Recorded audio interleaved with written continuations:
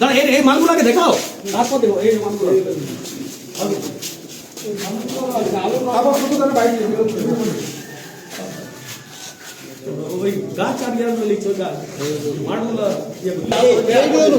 Poultry farm, এটা poultry farm করে রেখেছে, দেখুন পোল্ট্রি ফার্ম, পোল্ট্রি ফার্ম করেছে কলেজের ভিতরে, করেছে কলেজের ভিতরে পোল্ট্রি ফার্ম। এই যে আপনারা দেখতে পাচ্ছেন বিধানচন্দ্র কৃষি বিদ্যালয় শুশুনিয়ার যে ক্যাম্পাস হোস্টেল ছিল সেখানে পোল্ট্রি ফার্ম করে রেখেছে শঙ্কর চক্রবর্তী।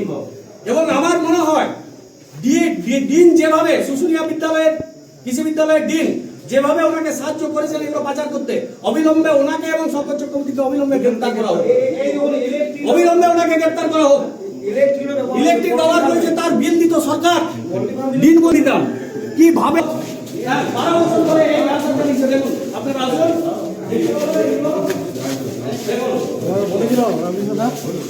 আমি প্রথমে বলেছি দেখুন এটা দেখুন, এটা দেখুন,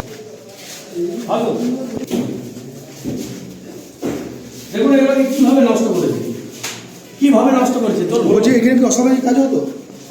আমার তো সন্দেহ হচ্ছে, ওনাকে জেরা করলেই বোঝা যাবে যে সরকারি সম্পত্তি লুট করে নিয়ে চলে যেতে পারে। দেখুন এবারে উপরটা আসুন,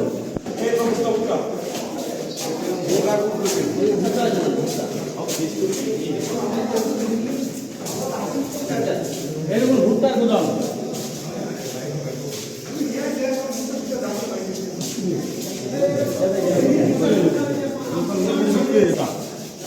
দেখুন এখানে আমি আসার আগে গতকাল এখানে সুসজ্জিত বিয়ে ছিল, গতকালও যে মালগুলো নিয়ে গেছে এখানে বলছে যে গতকাল আমি দিনের পারমিশনে নিয়ে চলে গেছি, আজকে আমি খড় পার করি এটাকে আটকাই।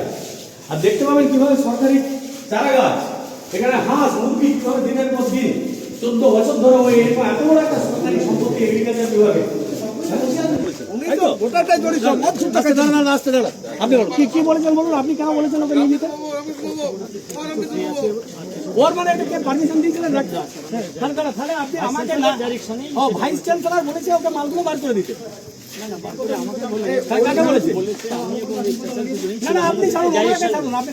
দুজনেই ছিলাম,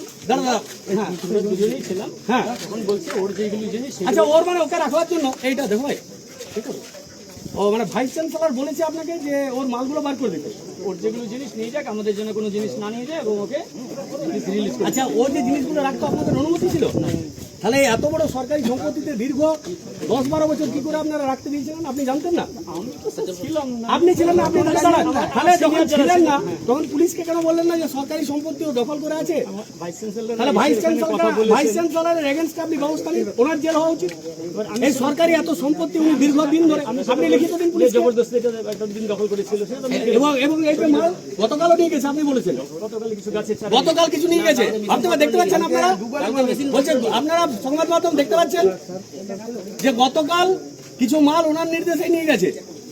আজকে যখন আমি খবর পাই তখন কিন্তু আমি এই মাল আটক করি। তার মানে গতকাল যা নিয়ে যাওয়ার সব মাল উনি নিয়ে চলে গেছেন। আপনি বলুন কিভাবে কার নির্দেশে? শঙ্কর চক্রবর্তী আমাদের ডেইলি পেড স্টাফ, কলেজের ডেইলি পেড স্টাফ। কতদিন ধরে এখানে এরকম কাজ করছেন?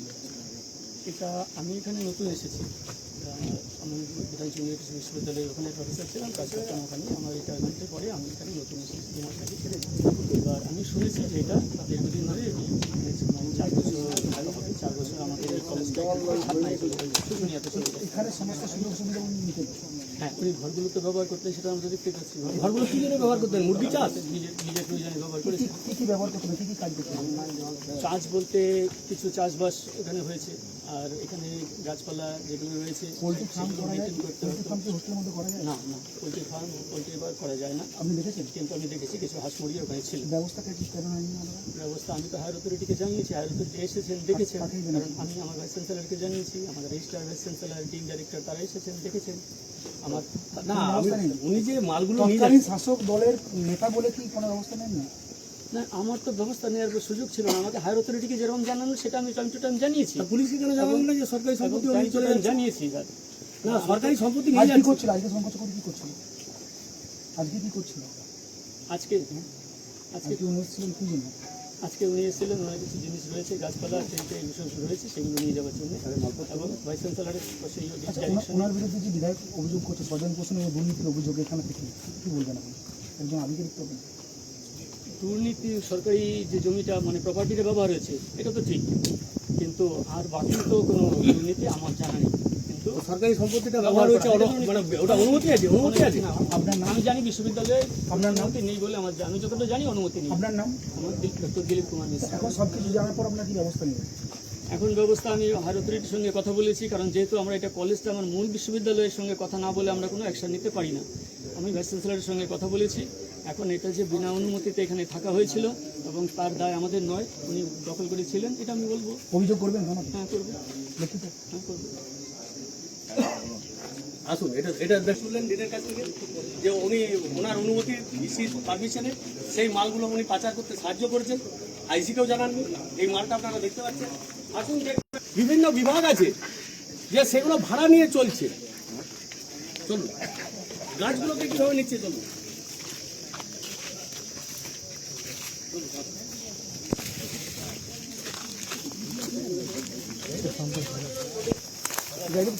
জায়গাগুলো চুরি গাছ, সব চুরির গাছ। জায়গা আছে ওইখানে লাগা। 29 একর জমি এবং 2টো বিল্ডিং আপনারা শুনলেন দিনের কাছ থেকে যে উনি অবৈধভাবে জোর করে এটা দখল করেছিলেন। এই যে ট্রাক্টরের কোনো নাম্বার নাই, ট্রাক্টরের কোনো নাম্বার নাই, ট্রাক্টরটা কোনো ট্রাক্টরের নাম্বার নেই। এই ট্রাক্টরটাকেও বাজেয়াপ্ত করা হোক, গাড়ি এবং ট্রাক। দাদা আপনার মাঝে ঢুকবেন না? পুকুরটা কোন দিকে আছে? এই যে